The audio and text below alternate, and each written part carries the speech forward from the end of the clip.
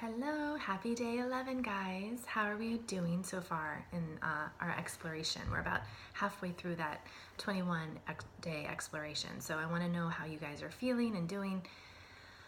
And I'm going to dive right into what I'm grateful for, and it's going to pull us into a talk and an assignment. I have a writing assignment for you guys. Not too much, it's going to be fun. First of all, I'm grateful because look at my hair. It's a little messy. I'm so low maintenance. I don't like doing my hair, but I got a new haircut and I'm grateful one of my girlfriends, Ashley, came over and did it. I didn't even have to leave my house. So I'm happy about that because it was getting a little sad and heavy and just kind of like a nest was on my head. So I'm grateful that I'm a little bit fresher looking now for you guys and for myself. So what I'm grateful for is yesterday the opportunity to see 4 of my dearest friends here, and yesterday was a day, I think so it's at least 11 days because I'm with you guys for 11 days, and then I had like 3 or 4 days prior to that where I was teaching back to back. This was probably the first day yesterday that I had nothing to do in terms of leaving the house. I had pages and pages of things I needed to do for Nomad. But then each of my girlfriends said that they wanted to see me because we needed to catch up in various things for professional reasons and for social reasons. So I said, okay, that's all happening for a reason, Phoebe. It's time to pause, right? The talk that I had yesterday was seeing what's the bigger picture, not just that one thing that you're staring at. So I saw the signs and I said, let's go with it. And I am so grateful for that I was able to pause, be present, not look at my phone however many hours that we spent together. You know, I had a couple of girlfriends in the afternoon and then in the evening. So when we made dinner together. So, you know, what I was realizing was, you know, what I had said to you yesterday is I need to practice what I teach. And that was exactly it, was I needed to be more present with my friends and just see what they needed from me. You know, they all reached out to me individually to see me, and you know, we help each other. I am so grateful that I have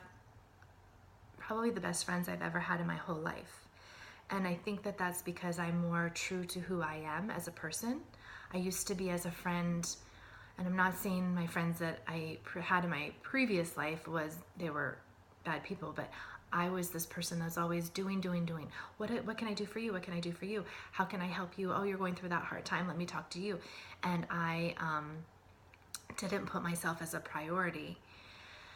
And it's not that they were taking advantage of me. That was just our unspoken contracts. And now that I am more positive, I'm more grounded in who I am and setting up some boundaries and limitations, I'm realizing that the friends that I have respect those boundaries and limitations, but we all are free with each other's boundaries and limitations, right? We all respect each other. We all support and uplift each other. There's no cattiness. There's no negativity in any way. We're all here simply to support each other and help each other through the hard times and celebrate the fun times too. And we're all kind of making different transitions in our lives and at different points in our relationships. But we can all relate to each other, you know, and I'm grateful for that because I really seriously have never had that in my whole life, that I've had 4 girlfriends that could sit and catch up and know each other so well and respect each other within those conversations, and you know, just simply love each other. So I'm grateful. But what was coming up, 2 things that were coming up in that conversation, I just touched on. One was this idea of being an alignment of who you are and what you want in your life.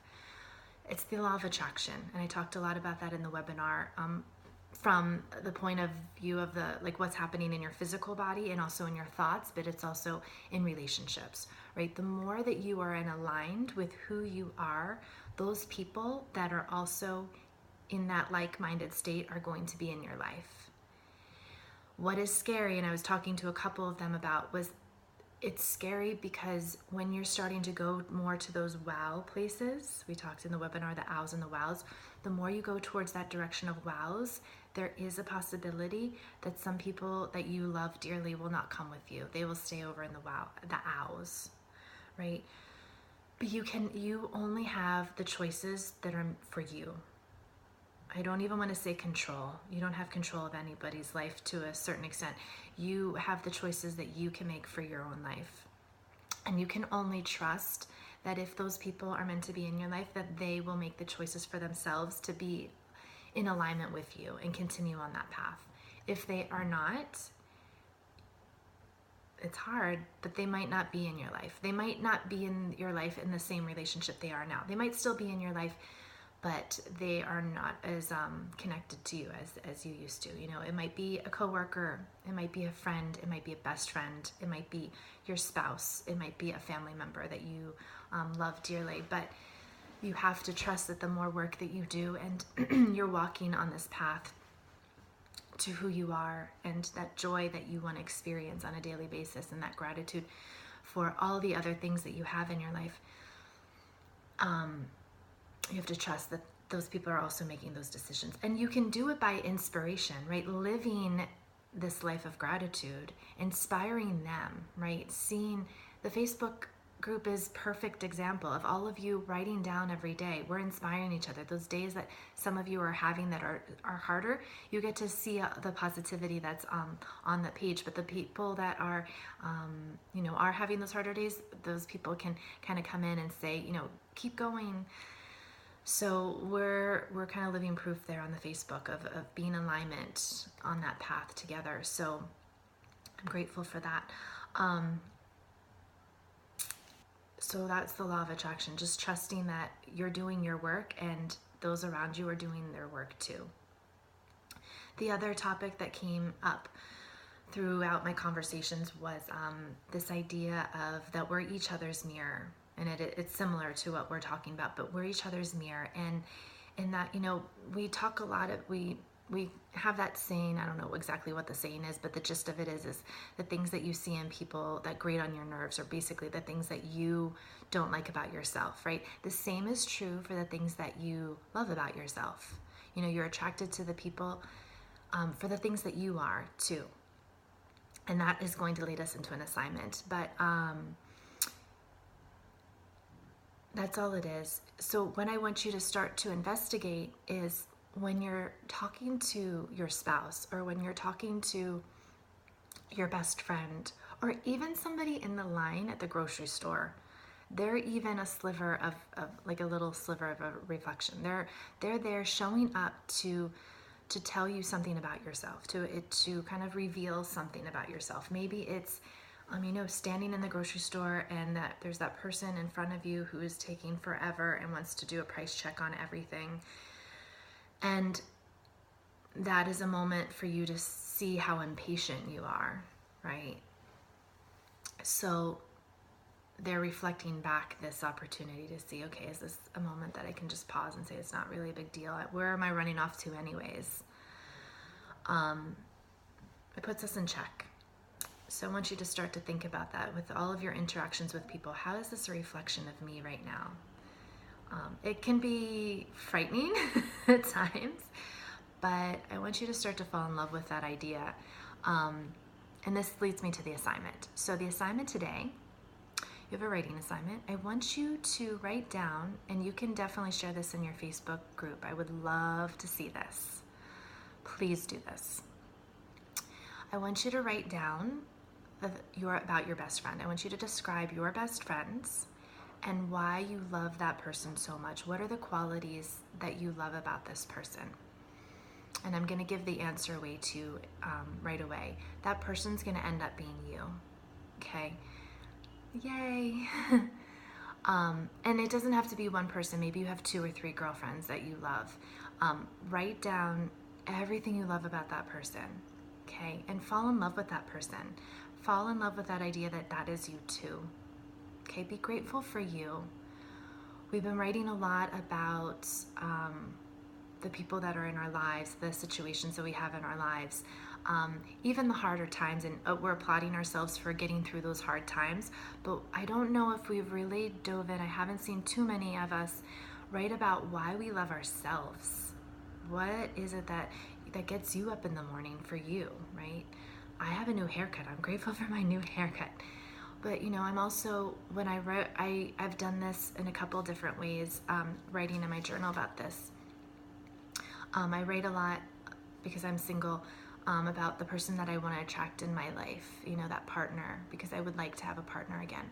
I write about who he is and what he's all about, and I've realized that when I write about him, I'm writing about me.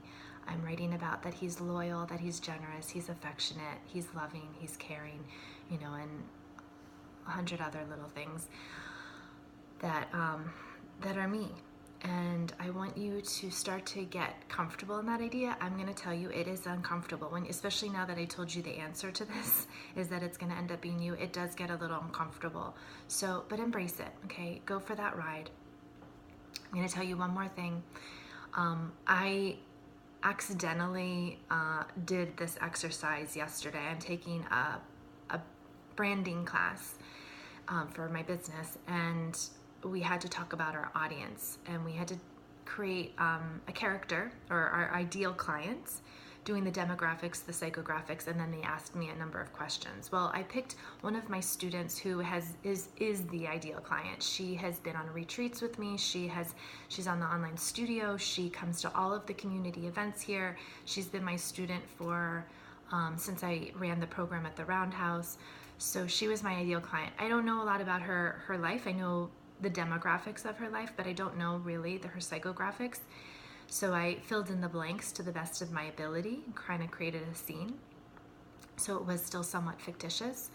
But as I was going along through these questions, they were asking me about her fears and her hopes and dreams, and what's the worst case scenarios, and blah, blah, blah, and how can I help her in terms of my company. And as I was writing all of this, I was realizing I'm writing about me 10 years ago. I was writing about things that I didn't even have in my consciousness, but things that I was questioning about diving into a marriage and, the possibility of having kids, and not quite being ready for that because I knew that there was so much more that I wanted to do and grow as a person, and I didn't want to have that responsibility while I was still doing my own work. And I had realized, as I was writing this, I wasn't like, oh, I know, I'm going to create the scene of, what I was 10 years ago. I just started to write like everything, all my deepest fears, all my deepest, dreams and hopes. And it was really cathartic. So I hope that my writing assignment to you guys is just like that too. I think that's a lot. I gave you a lot. So namaste, guys. I will talk to you tomorrow, and I hope you have a beautiful day. It's not raining here, but it's still kind of gloomy, and I will talk to you soon. Okay, bye.